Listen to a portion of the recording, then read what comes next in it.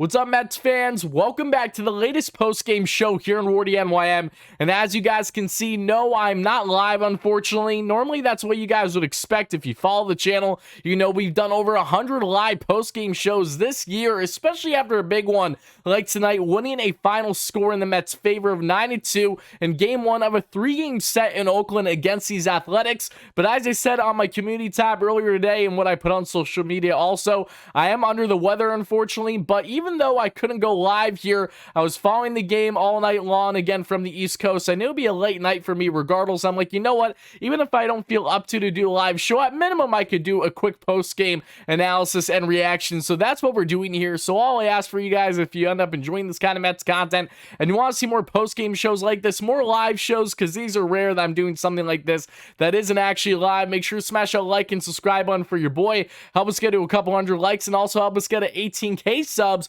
But before that, guys, we're only 100 subs away from our next giveaway on the channel. At 17.7K subs, we're giving away, yes, this Max Scherzer strikeout counter bobblehead. Again, we posted this on the channel a couple days ago and on social media, Twitter at WardyNYM. So make sure you subscribe to the channel, because once we hit 17.7K, I will be giving away this bobblehead to one lucky winner, and I hope that is in fact you at the end of the day. But guys, let's break down this Mets ball game, because it was a big one. It was an awesome one to watch. Again, even with me not being 100%, it felt good. It made my night a little bit easier knowing that the Mets went out in Oakland against something they rarely do.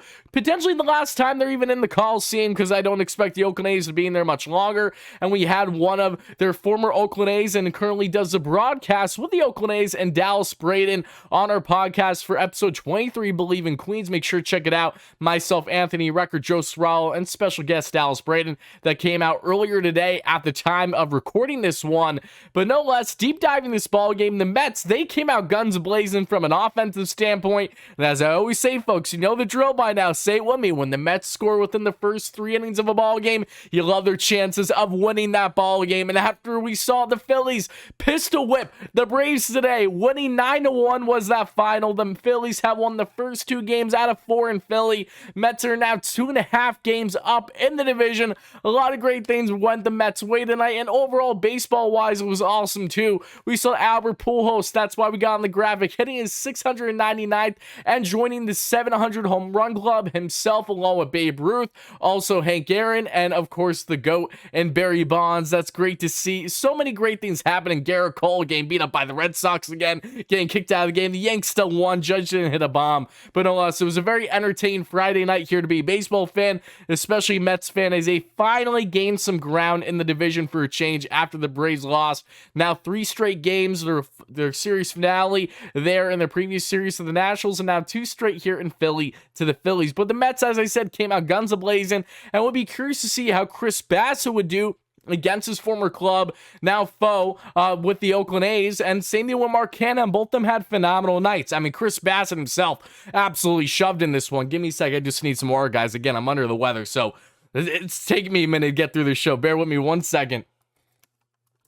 But Seabass had a phenomenal outing for the Mets. He's the first starter all year, and if I'm not mistaken, again, I probably am. If I'm not saying one thing wrong on the show, then myself being the schmuck that I am, I'm usually doing something wrong. But Chris Bass, I'm pretty sure, is the first Mets starter since at least the year of 2019 to go a full 8 innings. He only allowed 2 earned runs, 6 hits, 2 strikeouts, 91 pitches. Season year raised down to 3.27 for Seabass.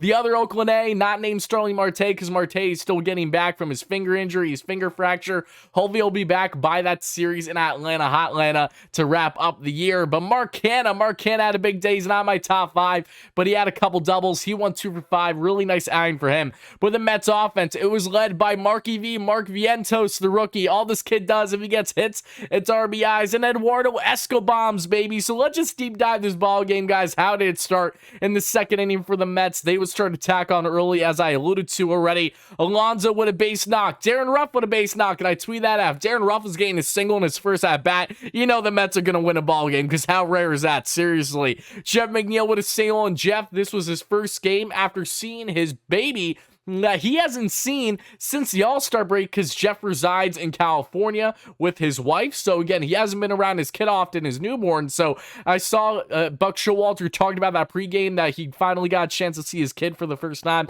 since July. I'm like, Jeff is at minimum getting 3 or 4 hits tonight. That held true. Of course it did. Vientos gets the run started for the Amazons tonight with an RBI Oppo bloop single that just falls out of the glove in the shallow right field for the Athletics. That brings in the Mets' first run of the day. And then WardyNYM, who did not need an IL stint after getting banged up with a left quad injury in the series finale, Milwaukee the Brewers, he rips a 2 RBI base knock to give the Mets an early 3-0 lead here through the first couple innings. And as we got to the 5th, speaking of WardyNYM, he had another base knock on the day, which led Mark Hanna to a double. Alonso was intentionally walked then, and then Eduardo Escobams with bases loaded gets his first grand salami. Mark Hanna, who got his first career grand salami with the Mets earlier this year, now we see the same here with Eduardo Escobar.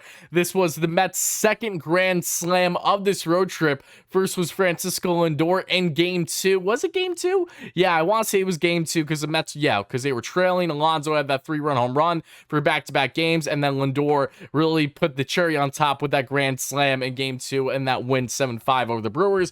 Eduardo Escobams, baby, what a godsend he has been for the Mets coming off the IL. He's been a hitting machine, a guy that can hit from both the left and the right side of the plate. And the Mets did a great job against a lefty, one of the better ones in Cole Irvin, who had a just under 4-year rate entering tonight's start. That changed, however, allowing 8 runs was Cole Irvin. I mean, he's had a really strong year, the veteran southpaw for the A's, but the Mets gave him a run for their might, and I absolutely. So it was great to see Eddie get that grand salami. He has just been, again, looking like a man possessed, and no, not that woman looking possessed with that crazy smile on her face.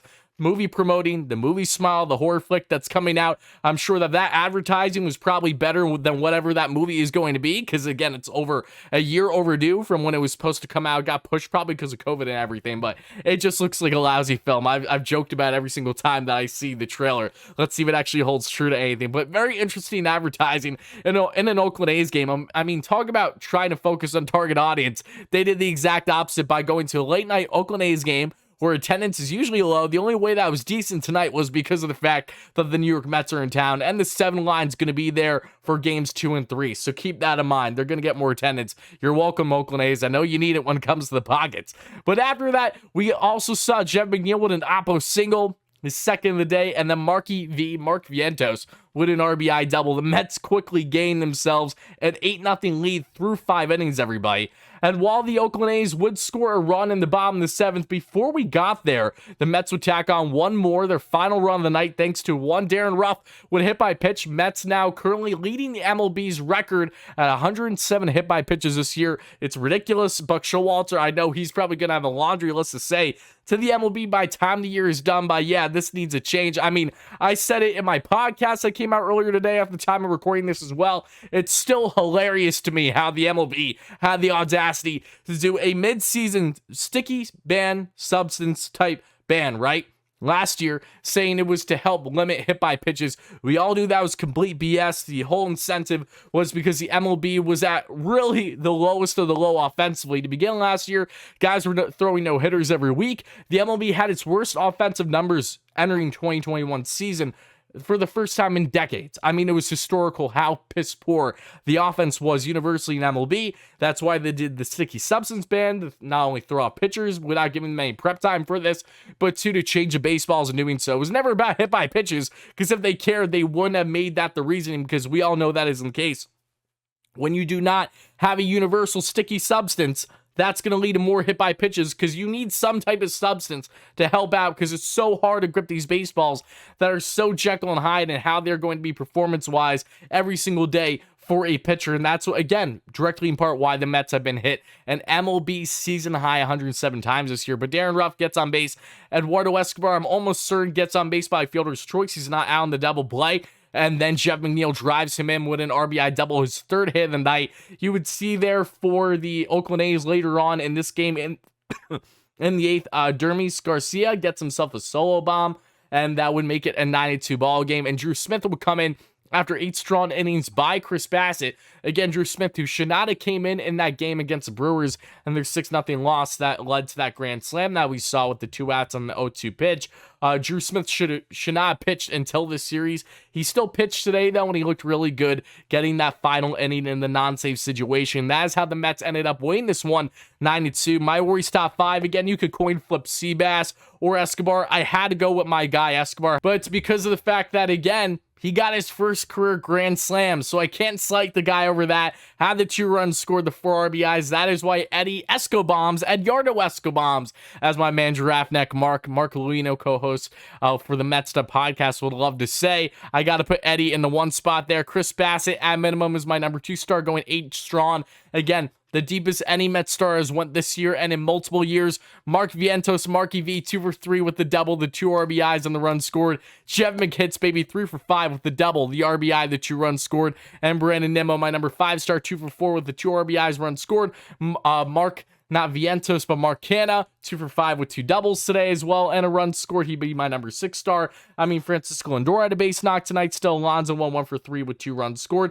Everyone, and Darren Ruff 1 for 4 with a run scored. Everyone and their mother hit today, aside from James McCann. That's okay, because Mets catchers have really helped carry the Mets in a lot of ways this month of September. So I'm not going to gripe if we finally see an offer from McCann for a change. Again, the fact that the Mets haven't had consistent offers from the catching spot all month long is truly a godsend. So you're not going to see me complain. And outside of what we talked about across the MLB, the big news today that Gary broke himself during the broadcast with Ron was that Keith Hernandez was placed on the 15-day IL today. I jokingly said that he's out for the remainder of the year for the booth, unfortunately. As you guys, in case you don't know, Keith Hernandez, of course, part of the GKR crew for the SNY booth, unfortunately fell while missing to step on a curb recently in New York the other day, and in doing so fell, and he's going to need surgery on his shoulder, which I believe he'll be getting tomorrow or very soon.